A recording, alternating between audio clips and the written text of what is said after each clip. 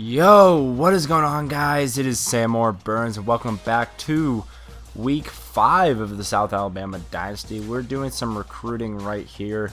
You saw Anthony Thompson was ready to visit, and Ncaa Flowers committing to Georgia State. Props to you, Boston, for taking that guy from me. Well, it's whatever, but we scheduled a visit right there, and we're just looking at some more recruiting here. Ty Young, gonna go ahead and scout him, and that is definitely a guy I want to put my points into. A +5 overall from what he was thought to be. Definitely would be a steal, in my opinion. Now we're going to go ahead and look at Jesse Williams, the running back. We're a little bit behind on, but we're going to add 100 points to him. And now looking at the coaching tree, we have some upgrades available for the defensive and offensive coordinators. I already applied Charge, the pass rushing one, early in the season, so I'm going to go ahead and apply that one right away. And then instead of up-tempo again, I'm going to go ahead and go with the ball security upgrade here for the second upgrade for Robert Matthews, our offense coordinator. And now we're just going to look at some top stories real quick. You're going to see Notre Dame and Oklahoma playing. Georgia, LSU are playing. We got some good games on tap for this week. We'll see if there are any, big upsets or anything like that.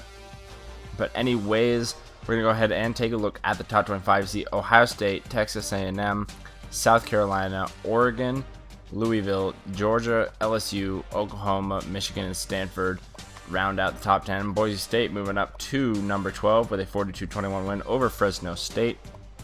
And again, definitely something I like to see. And I just think it's so funny that Alabama is ranked number 15. They finally got their first win of the year with a 13-point victory over Colorado State. They were actually really close to being 0-3, but no one drops out of the top 25 this week. And let's go ahead and take a look at the Sun Belt standings.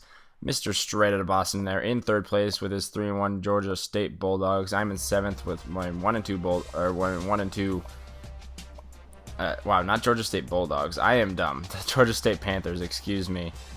But anyways, we're gonna go ahead and get into this game. We're playing at Tennessee. Gonna be a really tough game. Obviously, we're way overmatched in this game, but we'll see if we can actually get a victory. It's definitely gonna be really tough to do so. Tennessee's a much better team than us comparatively, so we'll see if we can get it done. Hi everybody, Reese Davis with you, bringing you the EA Sports NCAA Football 14 pregame show presented by Nissan. Innovation that excites.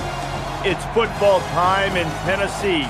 The Big Orange soon will storm through that tee and be ready to defend Neyland Stadium. The Big Orange almost set to go on Rocky Top. That does it for us here on the NCAA College Football pregame show. Enjoy the game. We'll see you at the half.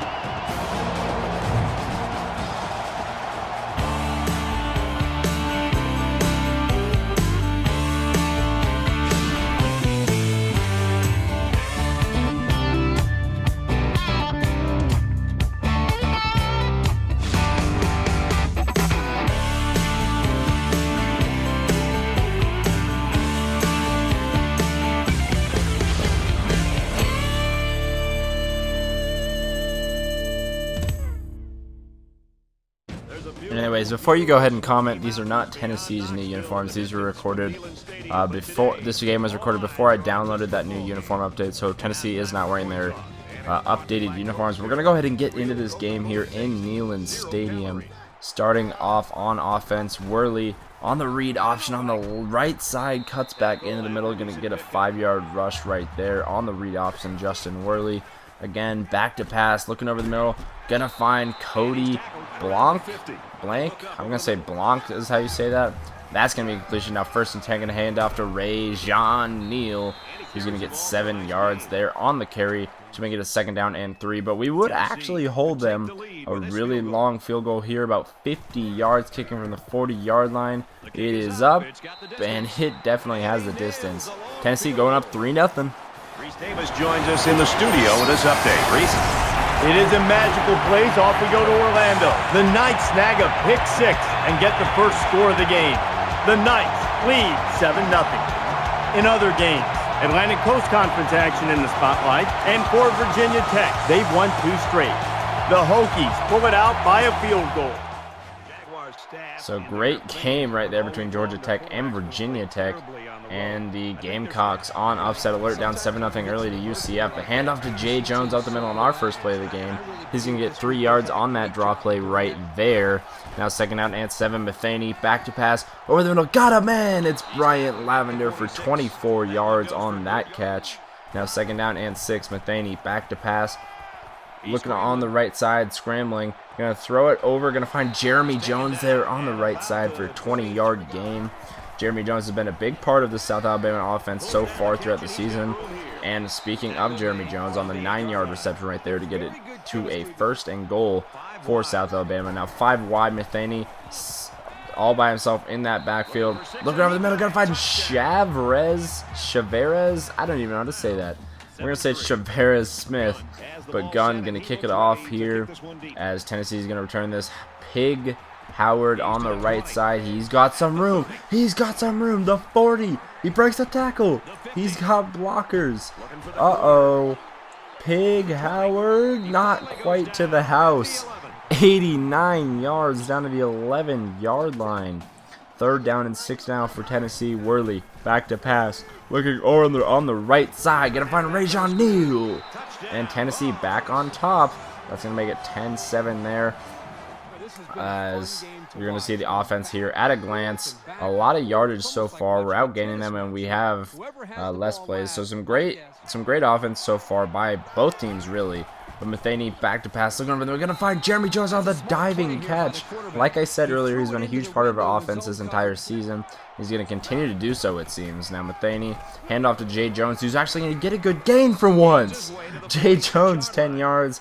He hasn't been the most productive running back. He has had his fair share of touchdowns, but he hasn't gotten the yardage we really need sometimes. But Matheny scrambling on the right side. He's just going to step out of bounds, not risking a fumble. 14-yard gain right there for Ross Matheny as South Alabama looking to improve to, looking to improve to 2 and, that'd make it 2-2 on the season after that loss to Western Kentucky. And Matheny doing his part so far. Now 2nd down and 11. Ross Matheny back to pass on the right side. Going to find Lavender for 10 yards. That'll make it 3rd down and inches. But after the first quarter, Tennessee up 10-7 on the Jaguars. But South Alabama hanging around, showing they can play with the big boys, playing with the SEC. But we'll see what happens. Now 3rd down and goal later on the drive. Matheny handoff to Kendall Houston. Haven't seen much of him all season. We're going to go ahead and get another studio update from Reese Davis right here. Update from the studio. Reese, what have you got? Time to take you to Orlando. We've been watching this thing all day long. And for South Carolina, we've got a little drama starting to unfold right now. A potential major upset in the making. UCF on top, 14-3. Now that'd be a huge upset if the Gamecocks go down. We'll keep monitoring that situation. But South Alabama now up 14-10 on Tennessee. Worley on the right side, gonna find Downs, who gets absolutely decked, but not if he gets the first down. Now 3rd and inches. Worley gonna barely get that first down after a 2-yard gain. Justin Worley on the read option. Now 2nd down and 12, another read option. Worley's got a lot of room to run. He's gonna get 10 of those 12 yards to make it the 3rd down and 2 with about 4:50 to go here in the first half. And Worley on another read option. He's got some room, and he's going to power his way down for a 22-yard gain. Now 1st and 10 for Worley. Back to pass, left side. A wide open Pig Howard, who had that huge kick return earlier. Going to make it 17-14 Tennessee with about 4.5-ish minutes to go. And you'll see the offense at a glance again. A lot of offense so far, not much defense this game. We'll see if that keeps up throughout the game. But Matheny under center, back to pass, looking on the left side for Jeremy Jones there on the slant. He's going to get 16 yards, and he continues to be a huge part of the offense so far this game and this season. And again, it's going to be Jeremy Jones breaking a tackle on the left side on that curl route for a 22-yard game. He's having a great game so far. 6 catches for 87 yards, averaging about 14.5 yards per catch. Now handoff to Jay Jones up the middle. Going to be 10 yards to make it 2nd down and inches for the Jaguars. And now on a 3rd down and 1. Gonna hand off to Kendall Houston. Can he get it? Yes, he can. 2-yard gain. Gonna get that 1st down right there and keep the drive going. Now Matheny back to pass on the left side. Gonna squeeze it in to Bryant Lavender. And that is going to be an 11-yard reception. That's his 3rd catch of the game. Matheny over there on the right side. Can't quite get it to Jeremy Jones. He did get it there, but Jones going to drop it. And Gunn going to squeak the field goal in and make this a 17-17 game. So we got a studio update right here. Magical plays, off we go to Orlando. Let's take yet another peek at this game. And for South Carolina, a very lethargic performance so far. If they don't watch out, they're going to be in a world of hurt. The Knights lead 21-3. In other games, the Aggies enter today's game ranked second in the nation and knowing that they have a target on their backs. A tight game, two relentless fighters exchanging blows. Texas A&M leads it 14-10. So we got a couple of good games there. Well, the South Carolina game not shaping up to be a good game, but we're 17-17 here. We got a good game on our hands. About a minute 15 to go. Pig Howard going to get the 21-yard reception there on the pass from Worley. And now Worley on the option. Going to pitch out to Rajon Neal, and he goes into the end zone untouched with a minute left. That's a 19-yard touchdown run to make it a 7-point Tennessee lead. And they would end up getting the ball back with about 30 seconds left. Worley back to pass on the left side. He's going to find a guy, but we got a flag down. Is this play coming back? And it looks like a roughing the passer call. So definitely going to not help this Jaguars defense into getting a stop. We do get the ball back after halftime, but it would be more favorable to go in only down 7. But now 6 seconds to go. Worley, left side, gonna find Dallas, but he's hit with a second remaining, and Tennessee takes their final timeout and has a chance to get a field goal right here to make it a 10-point game heading into halftime, and they do just that. So Tennessee looking good in the first half, up 27-17. They have let the Jaguars hang around a little bit. We'll see if we can come back in the second half.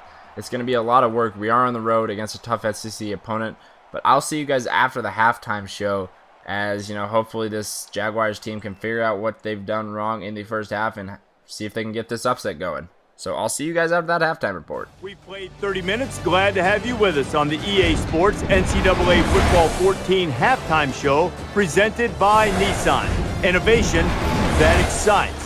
David Pollack and I here in the studio to break down everything that just happened in your game. This first half's not going to go on either defensive coordinator's resume reel for sure. They're not sending this out and saying, hire me, because they couldn't stop anything. We always talk about adjustments at halftime.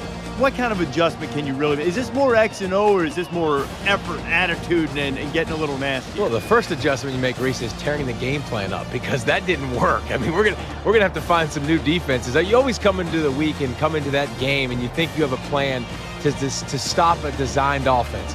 It's not working. You got to do something a little bit different this second half. They planned all week. They didn't plan properly. They got to find some new ways to put pressure on the quarterback and make things happen on defense. That's it for us here in the studio. What are you going to do in the second half while the game's going on? Yeah, I'm going to kick back and watch all these monitors. We'll keep you up to date on everything going on around the country right now. Time for the second half with Brad and Kirk.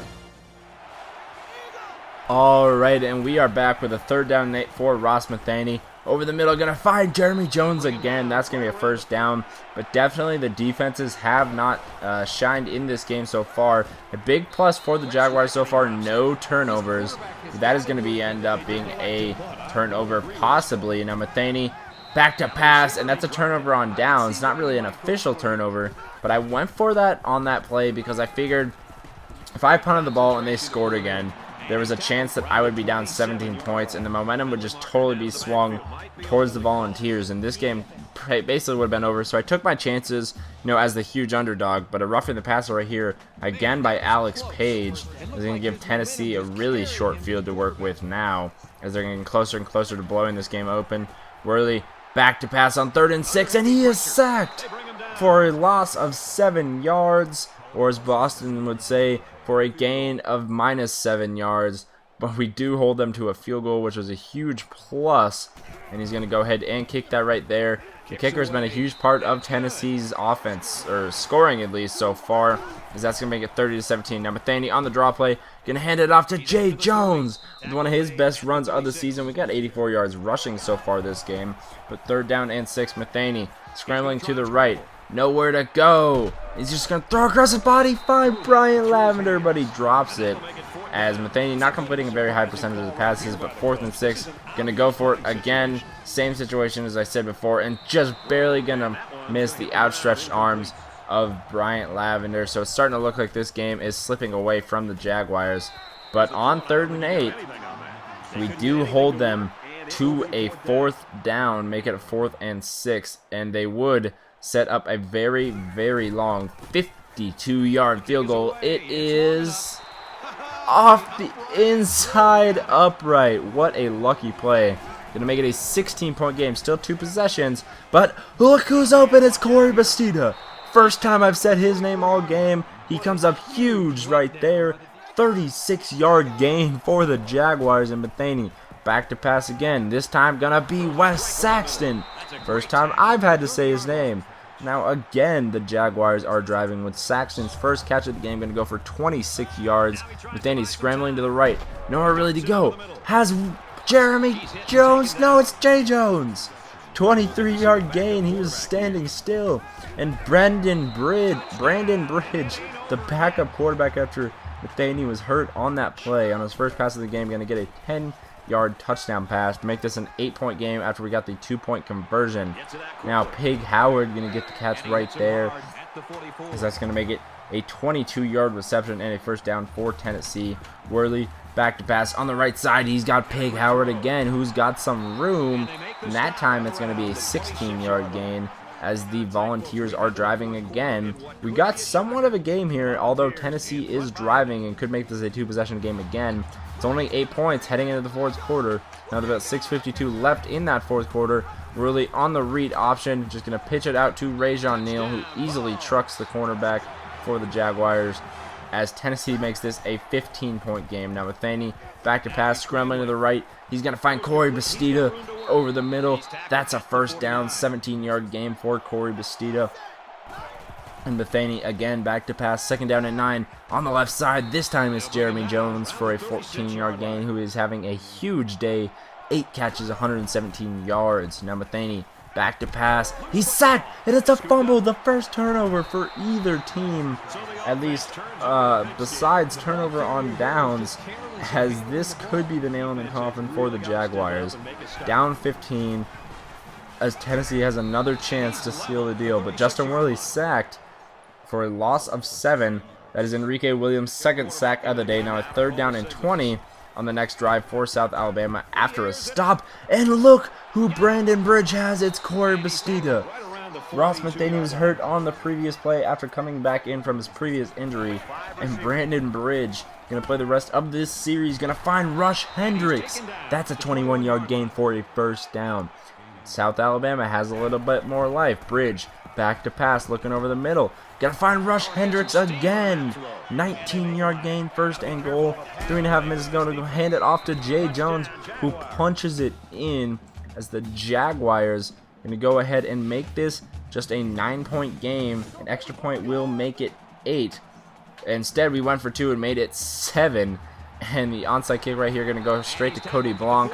And, I decided to go for that because obviously there's 3.5 minutes left, and I didn't feel like I could stop them to the point. But I did stop them. So another very long field goal for the Tennessee kicker. And again, squeaking it in to make it a 10-point game. 43-33. And this time, we got Matheny back. Going to find TJ Glover for a 16-yard gain. As the clock approaches 2 minutes remaining in this game, still down 10. He's got Corey Bastida right there for a 12-yard gain. Obviously, we're running no huddle right here to try to keep the clock as slow as possible. And it's going to be Glover again right there, 20 yards from Ross Matheny, as the Jaguars are making quick work of this field. We've got 2 minutes to go now. Matheny back to pass over the middle, going to find Corey Bastida for another first down. The clock is going to keep stopping as long as those chains keep moving. Now Matheny back to pass again over the middle, going to find Wes Saxton. 15-yard gain, and that's going to be another first down now on 3rd and goal with 1.5 minutes to go.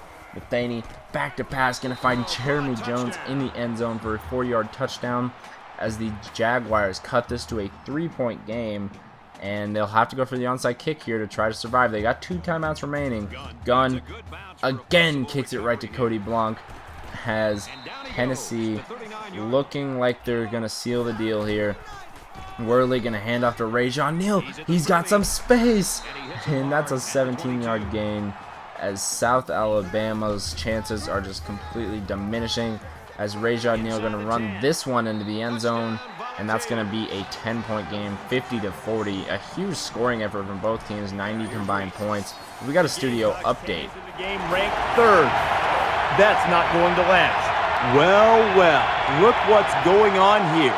Just when you thought you had this game all figured out, the script gets flipped. UCF wins it 38-10.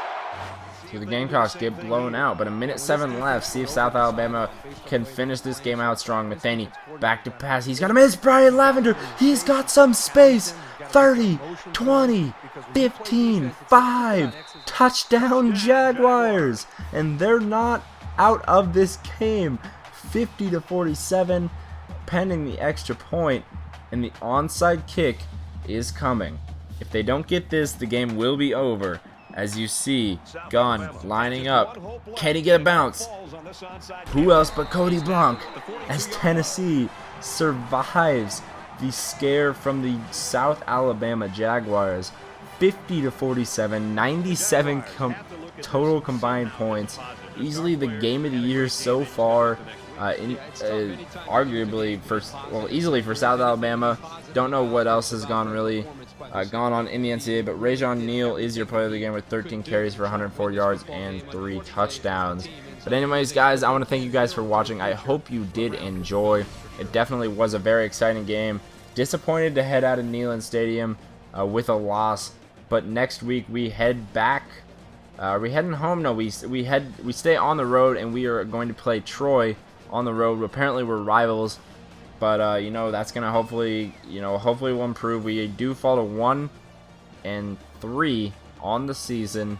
Obviously 3 straight losses after our opening win against FCS. We lost to Tulane, Western Kentucky in our Sunbelt opener, and obviously Tennessee right here. But anyways, guys, I want to thank you guys for watching. I hope you did enjoy, and I hope to see you back for week 6 as we visit the Troy Trojans.